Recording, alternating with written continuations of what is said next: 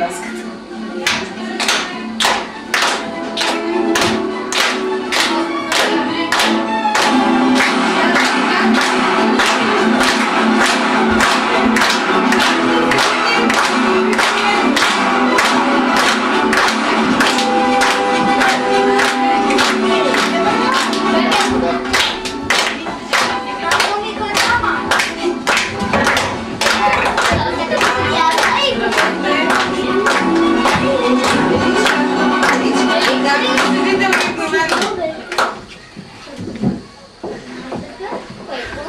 Добър ден! Няма ли да поздравим?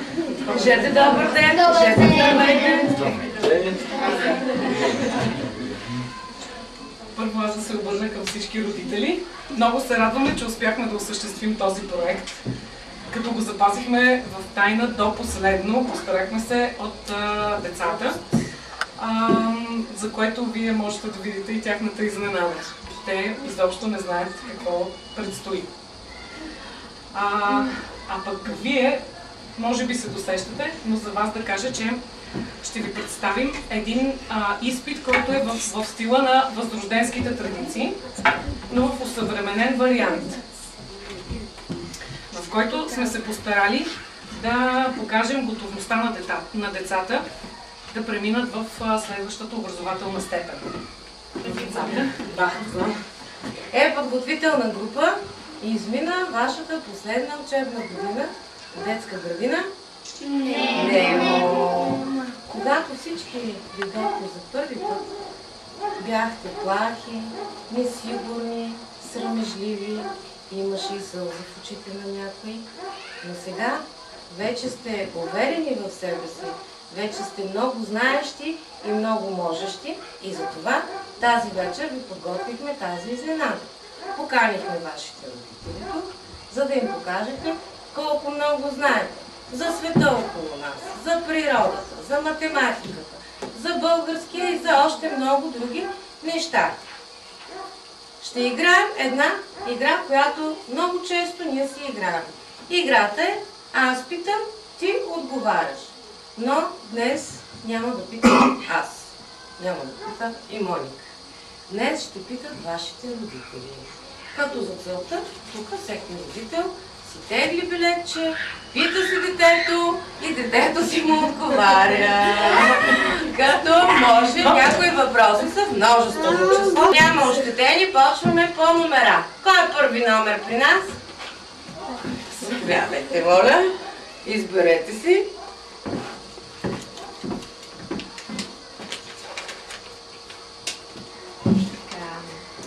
Ни служат цифри. Цифрите ни служат за математика и да броиме какви и колко са нещата. Какво образуват цифрите, подредени от 1 до 10? Цифрова редица. Коя цифра стои между 5 и 7? 6. А преди 4? 3. След 8? 7. След 8? 9. Браво, така. Ето една задача. Една майка имала 2 деца, купила им обувки. Колко обувки е купила? 2. 4. Така. А колко чифта обувки е купила? 2. А вие по чифт можете ли да застанете? По двойки. Да. Хайде, елате, застанете, хванете си другарче, дай ми елата си с някой. 4 зелени костенурки, 4 и 2. 2 смели патери, 2 пъстри шапки развели, дълъг път по реката поели. Отиват при 2 си лени. Малко така ще го играете днеска, ще се изгледате с това.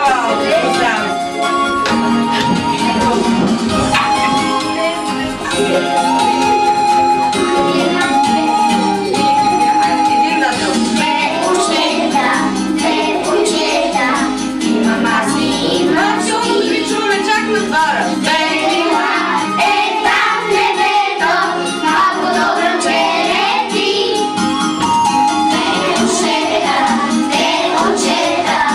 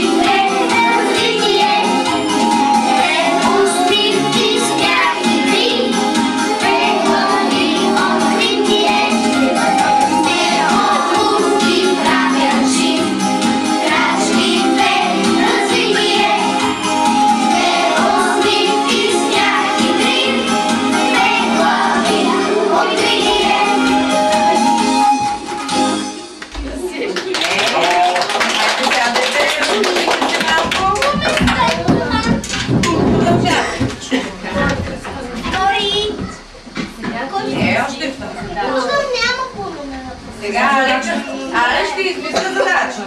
С какво да е задача? Рачата, мустачата. Плюс. Добре. И? 2 и Не, задача с какво да бъде? срачата. С рачата ли пак? Добре. И Добре. Как бяха рачетата? Много хубаво. Рачетата.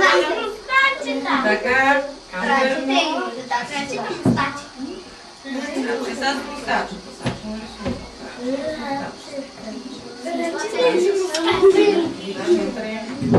Така.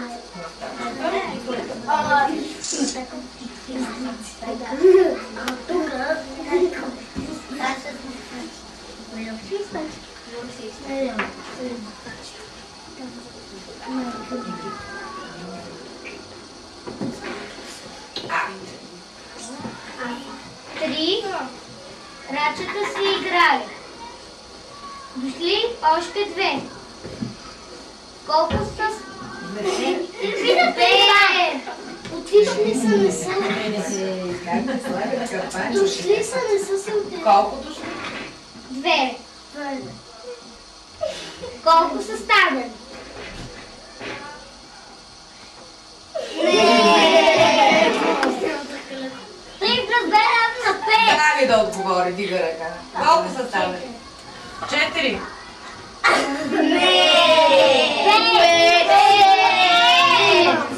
Добре. 5. Правилно ли е задачата? Да! Хайде да я прочетеме всички. Само с цифрите. Не 3 рачета. Прочитаме. 3 плюс 2 е равно на 5. Добре. Правим задачата сега с минус.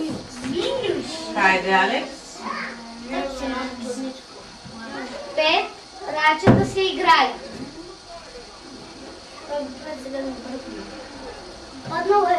Минус и 2 и на 2 е омръзнало. Така. Един. Камък. Въпроса. Колко са станали? Колко са? Станали. Станали. Останали. Колко са останали? 3. 3. Добре, пляскайте на математиките. Нататък. Има ли въпроси още? Има още цели 4. Добре. Олеле, цялата майка. Алекс, слушай, с коя мярка измерваме тегло? Просто с коя ръка пише. Дясната. Дигайте си ръцете, ако не пишете. Дигайте ги ръката, с която пишеш. Да видим кой с коя ръка пише. Някой не ми пише с тях. Да го пише с лявата. Кой с която Пише с пише? лявата. Браво, И Елица. молиш ми е рода стане. Айде, сега една скрита картинка ще направим. Диктовка! Алекс вика диктовка. Хайде диктовка. Скрита картинка. Тя се казва. Как да свързваме? Да, тя нали на къщата е Елица. Тя ми казва, как да вървим къщата, нали? Започваме от червената точка. Готови ли сте? Броим и не вдигаме моливчето. 4 нагоре. 1, 2, 3, 4. Едно надясно. Едно. Дръж молива там и не вдигай.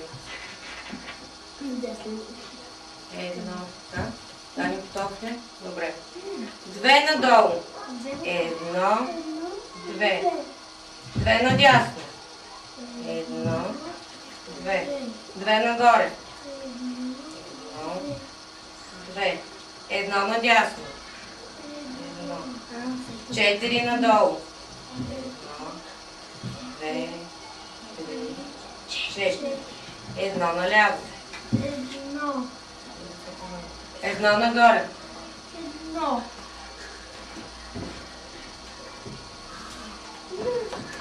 Две наляво. Две. Едно надолу. Едно. И едно наляво. Какво получихте? С коя буква започва името на вашата детска градина? Добре, събираме. Всички са заснат, правите се успешно с диктовката. Браво, аплодисменти! Така, има ли още въпроси? Така, айде тогава минаваме нататък. Аз обичам моите мами, да спозявам. Втори номер.